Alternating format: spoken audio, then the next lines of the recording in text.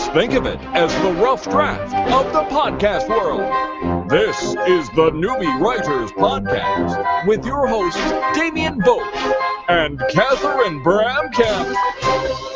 Hey, welcome to episode 136 of the Newbie Writers Podcast. And it's a strange morning this morning because we had the soccer on. So half the world's awake at 7. It's ridiculous.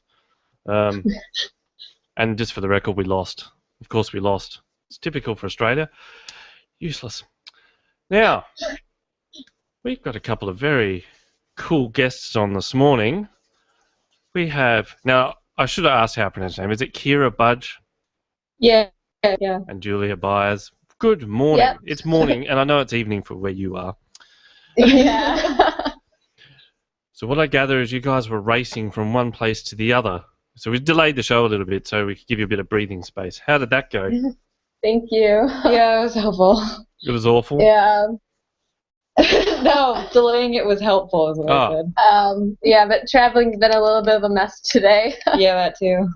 So how'd you do it? Did you catch the train or fly or what'd you do? I took the train. You drove. I drove for like 6 hours. What is wrong with you people? The United States is how we do things. Oh, God.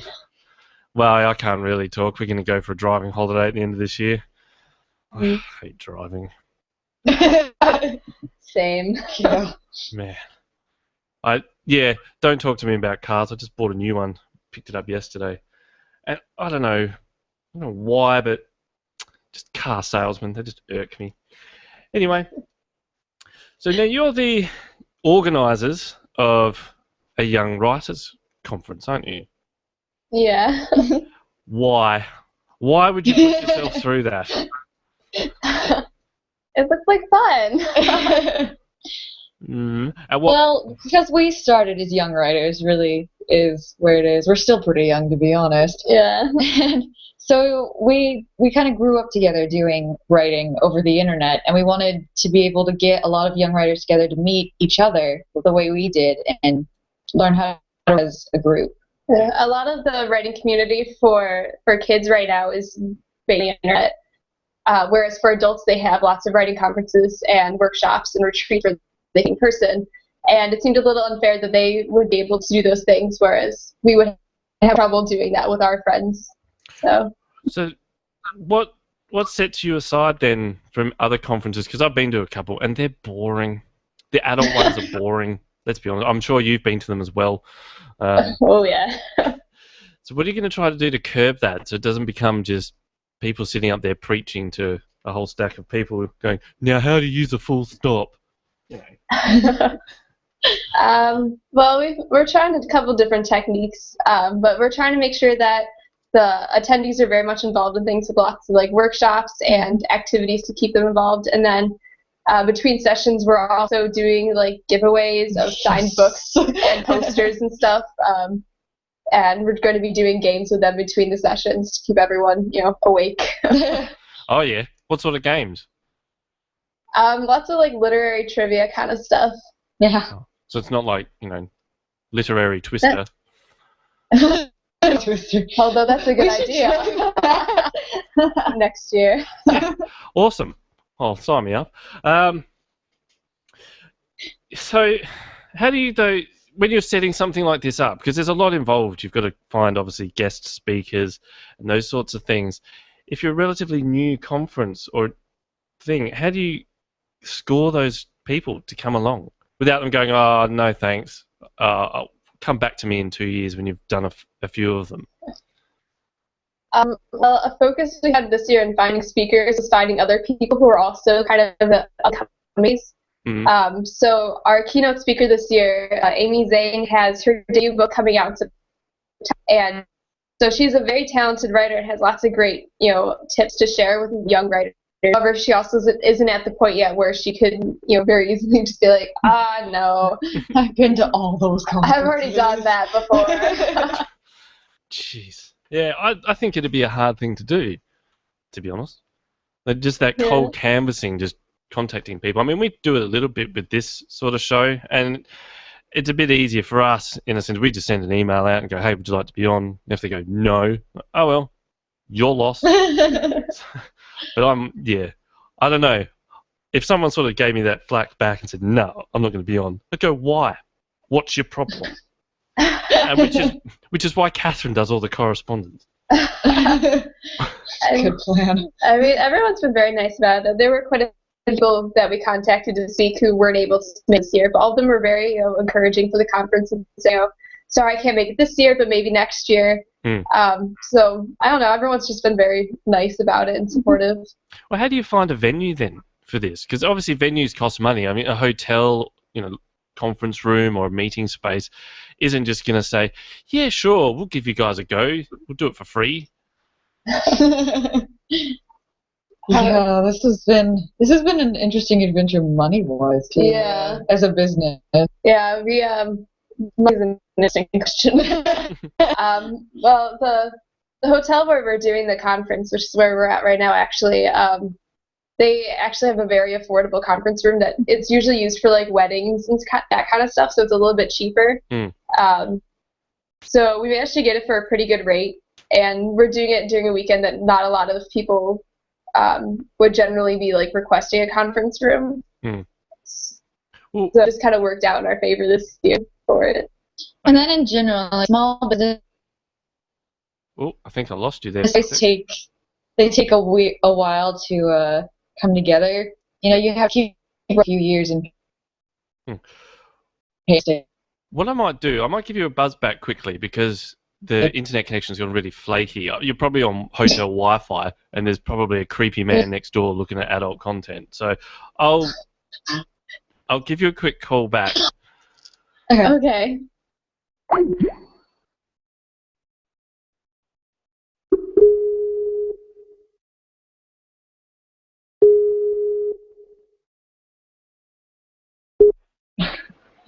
All right, we're back. Yeah, that just got really, really shaky then.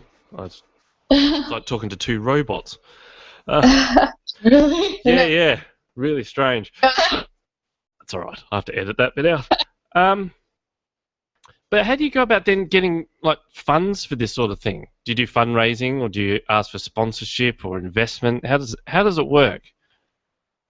Well,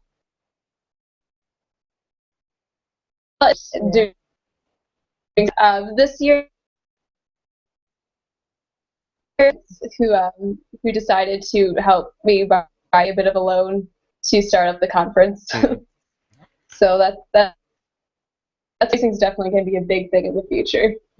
To set up all the legal parts of that. Yeah. Yes, sorry, I missed half of that. Cut out again. Not winning. I don't know if you guys can move around a bit. We'll see if you can get a bit better reception or something. I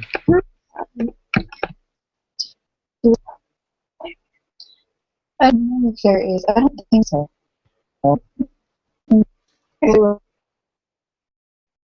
So we'll see how this goes. But when is the conference? It's tomorrow, isn't it, for you guys? Yeah. You must be pretty excited. Yeah.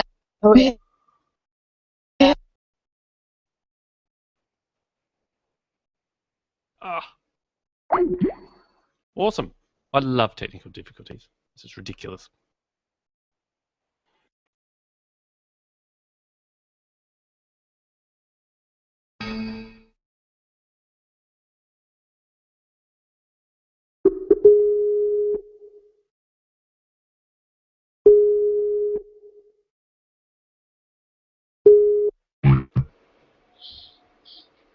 I love hotel Wi-Fi.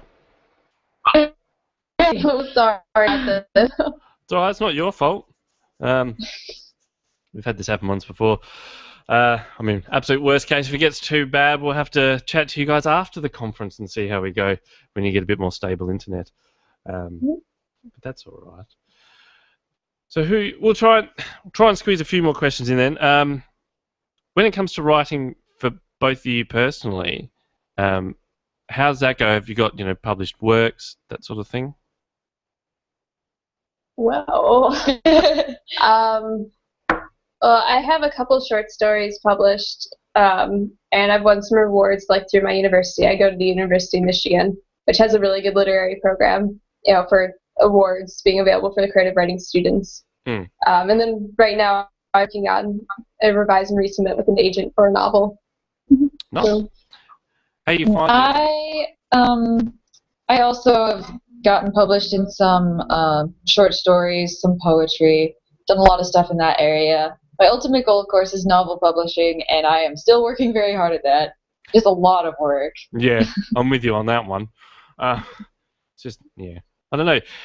We talk about writing all the time and sort of the methods and how you should do it and tips and tricks. And yet, even for me, I find myself going, yeah, that's all well and good, but whatever. I should take my own advice at some point. What got you into writing, though? For both of you, what was it about that? You're going down a path now where you obviously have to be very passionate about setting up a conference or doing something like that. Why writing? Why not something else? I started writing pretty young, actually. It was for a school project in like first grade, and they had us just doing poetry and short stories and stuff. And I got through some of them to actually my younger brother's like preschool class, and watching their reactions made me just want to be able to make that kind of difference, to have people be affected by the things that I say. And so after that, I realized that writing is probably the best area for me personally to be able to make a difference in the world. So there you go. And I honestly don't know when I started writing. My mom says that I used to follow her around back before I knew how to read, and I would make her write down all my stories for me. So it's kind of just always been a thing. So have you gone back and read some of those things? We have a segment on this occasionally called Bring Out Your Dead. They're like pieces that have been dead and buried, and it's quite funny. I think, I found some things when I was a kid, and we get listeners submit them, and it can be quite funny to see sort of that progression where you, as an adult, you start to take things a bit more seriously, and then you go back and read things about the unicorn that was purple that jumped over the moon. Yeah. Have you gone back to read some of these and had a good chuckle at them? Oh, goodness, yes. Yeah. I've got the first novel that I've actually got a record of that I tried to write as a full-length novel, and I posted it on my blog actually recently because I thought it was so funny seeing how far it's come from there. It was like this story about like natural disasters, except it was about me and my friends directly by name and everything. Just like saving the world from a blizzard kind of thing. It's really cute. Wow. Do we get permission to read that out? I have to dig it up. I can read a paragraph. Yeah. We'll do it after your conference, though. We'll say, look, we had these two on. They're really good, but here's the crap that they wrote when they were 5. So, jeez. All right. So, how long does the conference go for? It is Saturday and Sunday of this weekend, so just 2 days. Yeah. So do you anticipate a big turnout? Is it one of those things that people have had to book, like to reserve seats, that sort of stuff? Yeah, we have had people reserving seats. At this point, Sunday is sold out, but we do still have a few spots available for Saturday. How do you go as then, it's obviously this is new ground for you guys as well. You're going to have to get up there and speak in front of everyone, be sort of like the hosts of the show. How does that go? How's that sitting with you? Am I going to really put you off now? I don't know. I did theater all throughout, all growing up, and especially in high school. So I actually ran my theater company senior year as part of the student board, which meant I made many, many speeches up in front of everybody. So I'm pretty used to it at this point. I enjoy doing it. Yeah, I take speech classes as well, and we do a lot of people do talks themselves in my church a lot, and so I've done it before. Probably the first time I did it, I was like 10. So it's something I'm kind of used to, but it should be interesting. Yeah. I'm hopeful that since they're all kind of like on a friend kind of level, like they're around my age and they're all kind of got the same experiences as young writers, it'll be a little more comfortable that way. So. Yeah, I think, I talk for a living basically. No, I sit here once a week, talk to people, complete strangers, and yeah, if I had to do that in front of a public sort of gallery, I think I'd just all of a sudden it would change, and I don't know. I just think that's a daunting thing, and a lot of writers are like that. Even some of the things I've been to, the writers' festivals here, and they encourage questions. And I'm thinking, what a stupid idea, especially the one here where there's like 1,000 people sitting there. And like, does anyone want to come up and ask a question? Like, you're lucky I even made it here, my friend. So, Yeah, my mom would probably go blank in that situation, but I get to be the one who has people asking me questions instead. Yeah. So see, that's It's gonna be fun. yeah, unless you get stumped with a question, that would just be awful. So sitting there going, just make something up. Pretend you're a politician for an hour. Yeah. Just use words like fiscal. Cool. All right, so I notice here you've tried to keep it quite diverse. Things about like how to write techniques for blockbuster films. Yep. That's, Excited for that one. yeah, I reckon that'd be all right. Better be. Differences in journalism versus fiction writing. Yeah, I think you'll get a sort of very niche crowd for that. So other than the films, what are you really looking forward to when it comes to the people that you've organised? I don't know. I'm personally looking forward to everything. It's been a lot of work putting the conference together, and I'm just really excited to watch it unfold this weekend. And I am especially excited since she's got her book coming out, and I'm dying to read it. So. Her book sounds amazing. Yeah. Well, tell us a bit about that then.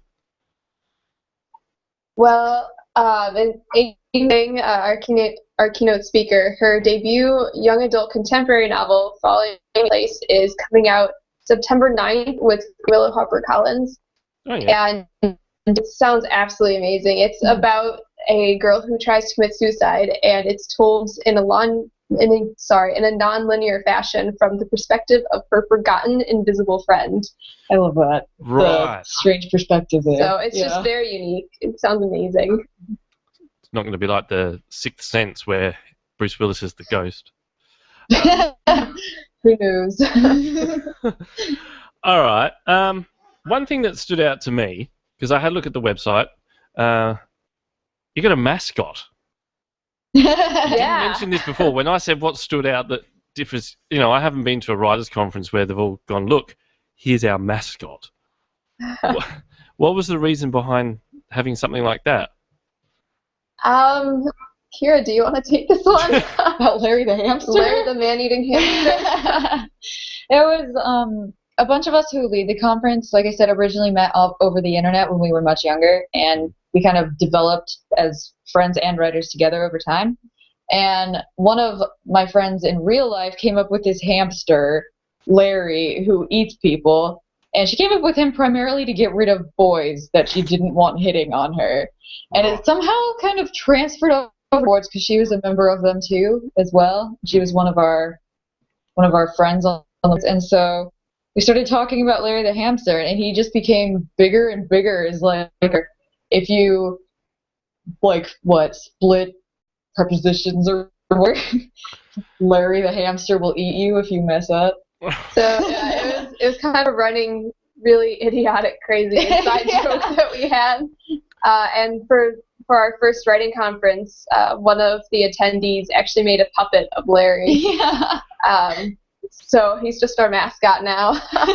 All right, so you're going to have someone dress up as a hamster then? Not this year. Maybe the puppet make a reappearance? Hey? I think the puppet ate itself. The puppet. Larry ate himself this year. That sounds really wrong. That sounds like that should be like an adult erotica conference. But, anyway. That's the other side of the Chapter 1 Writers Conference.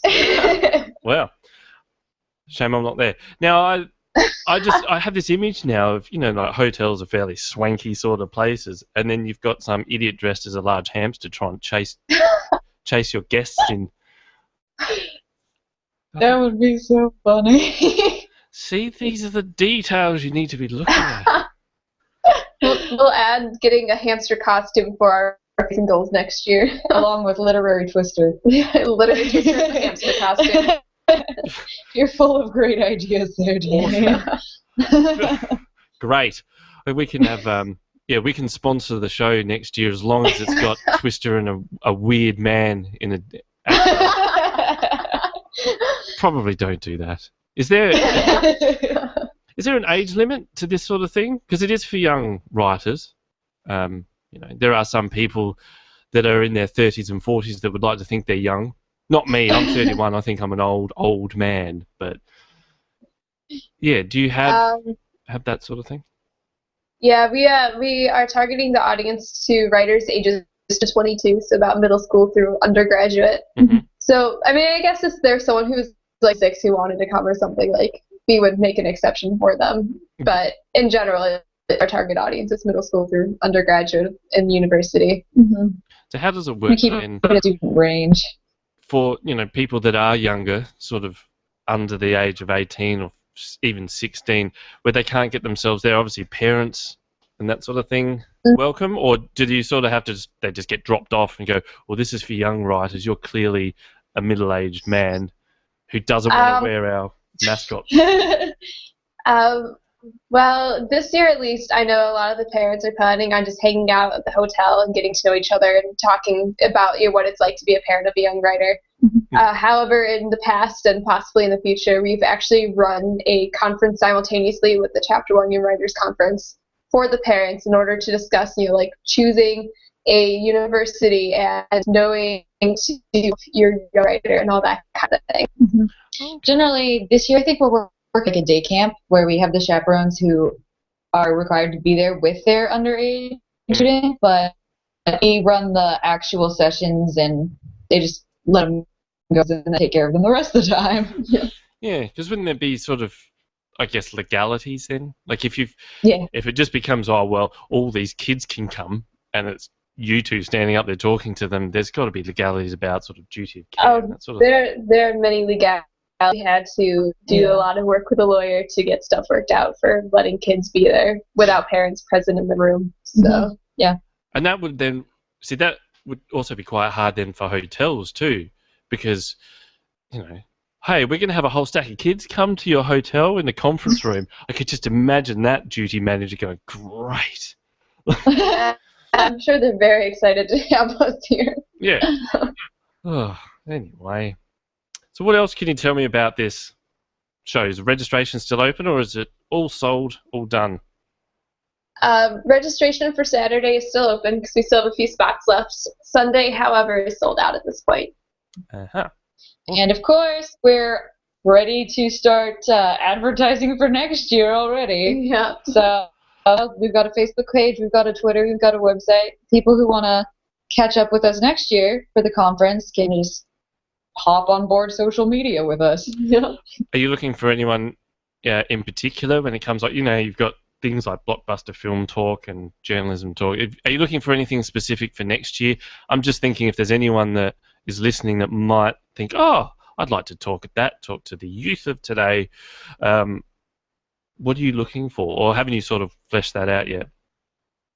We're pretty open to any topics as long as it pertains to novel writing in some way. Our one requirement for speakers is that they themselves are currently young writers. Mm-hmm. So about, like 24 or under. So obviously then, the topics then would have to be sort of young writing or young writers suitable too. I mean, what would happen if you've got a 22-year-old that writes erotica? You're not going to... Would that be allowed? No. No. We had a strong focus on young adult and middle grade fiction. Yeah. Yeah. Interesting. So what about getting publishers on board? That sort of thing. Have you sort of looked at doing that? I mean, young adult fiction and non-fiction is quite big. I think that was part of the advertising plan for next year. Looking into talking to some publishers about sponsors and giveaways and that kind of thing. Yeah. Have you had people contact you to either speak or do that sort of thing, and you've just gone, no way, we are not having you on, you idiot? Nobody has requested to speak at the conference yet because it still is so new. It's very new. That the word hasn't quite gotten out to the larger publishing community yet, I think. Yeah. However, who knows, it might happen in the future. That would be awesome. Yeah, I used to think that, but we occasionally will have someone say, I want to be on your show. And it's quite awkward because often you'll get someone that's literally just uploaded a document to Smashwords and then within an hour is going, hey, I want to be on your show. I'm a published author. And No. you're like, look, we're newbie writers. I understand that, but yeah, we try to have people on that have done that hard road to give tips to those newbie writers that are listening. So it is hard to wait. You've got to be a bit diplomatic about it. You can't go, yeah, nice try, idiot. Come back to me when you've done this. Probably about the idiot part, yeah. Well, yeah, that can be a little bit of a turn-off. So, anyway, it's been good to have you on. We've got little things that we do on this show, little segments. Some people are big on prompts. Now, as writers yourself, do you tend to give yourself a little bit of a prompt? If you're going to sit down to write and you think, oh, God, I can't be bothered doing the thing I'm working on, do you seek out other things so you can sort of get that flowing? I don't generally use writing prompts. I think they're kind of stifling. However, if I like a contest or something I want to enter that has a prompt, then I enjoy using those as a starting off point. It's fun to use them sometimes. Well, I don't generally have the problem where if I'm working on a project, I get disinterested, which is really lucky for me. I managed to plow through them pretty quickly, but for short stories, definitely I work better with prompts, which is always a good exercise for me since short fiction isn't my area of expertise. But I like being able to expand on that, of course, because you have to learn about all aspects of writing to be better at it, you know? Well, this is true. Well, Catherine sent me a prompt. She did sort of organise some things ahead of time, which is fantastic.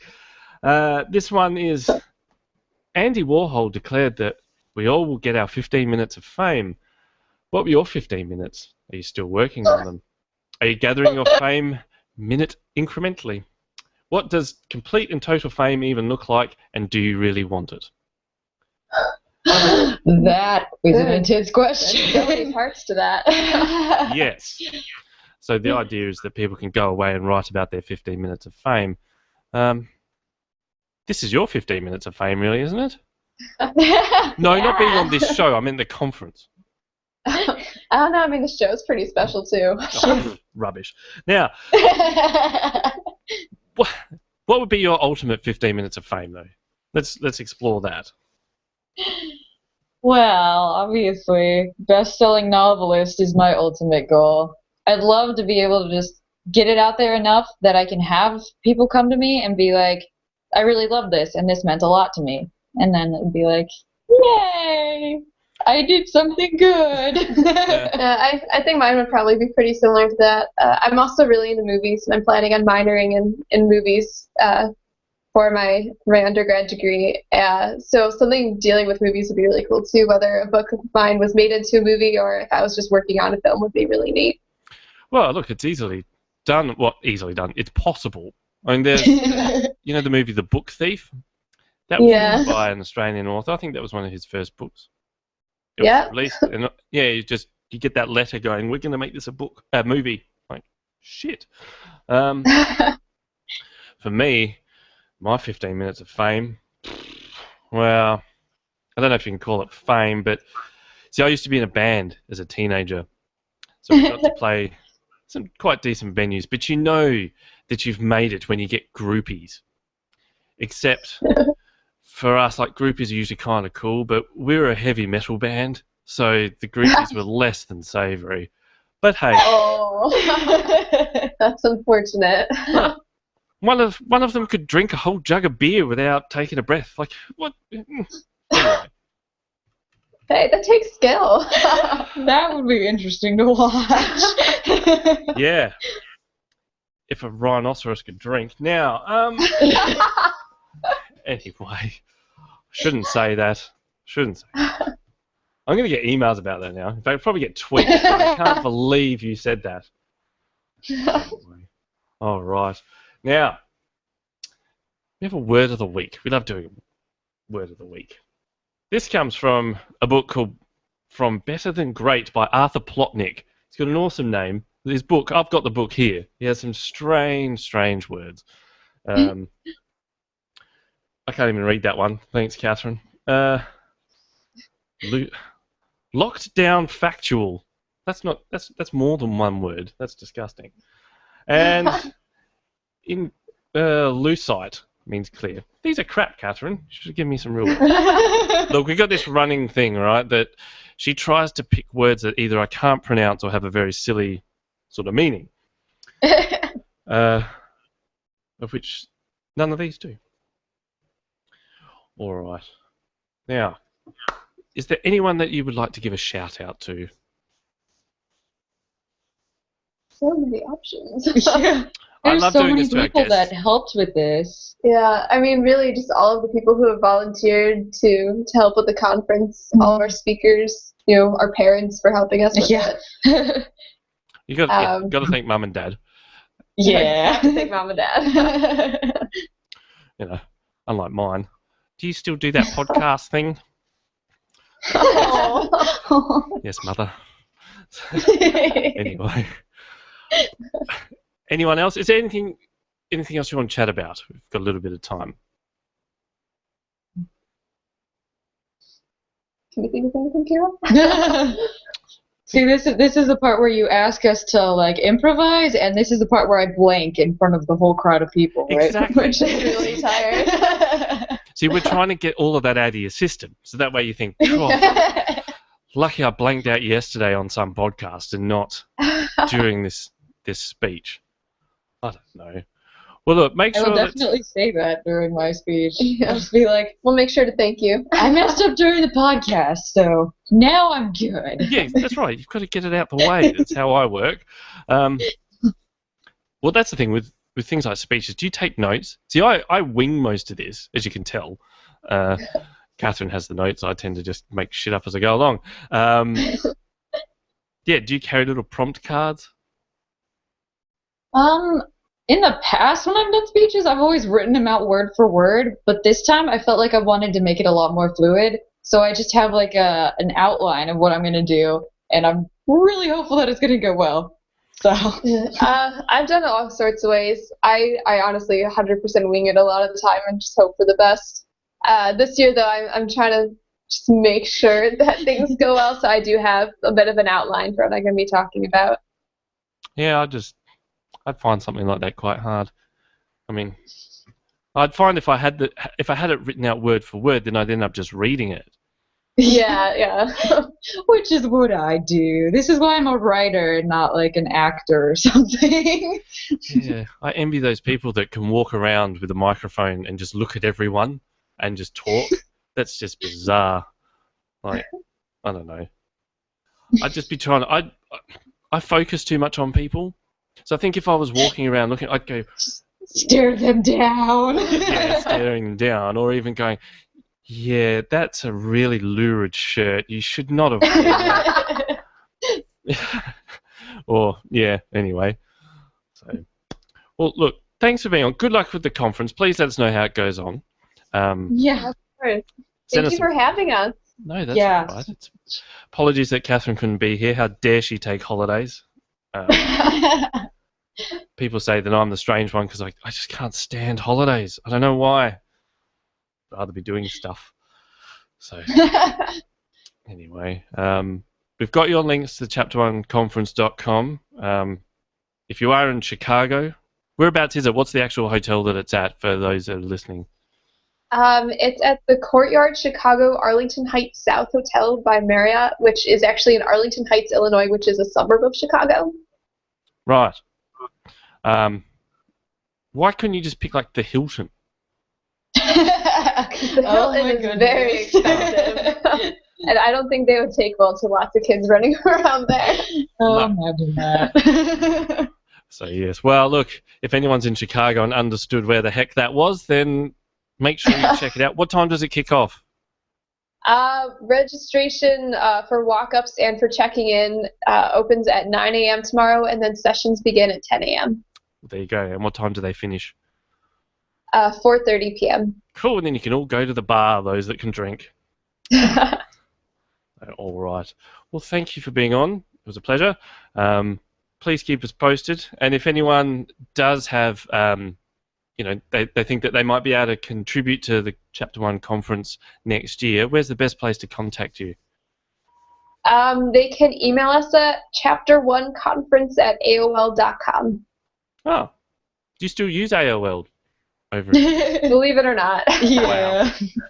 All right. Well, thank you for being on. Until next week, we'll see you then.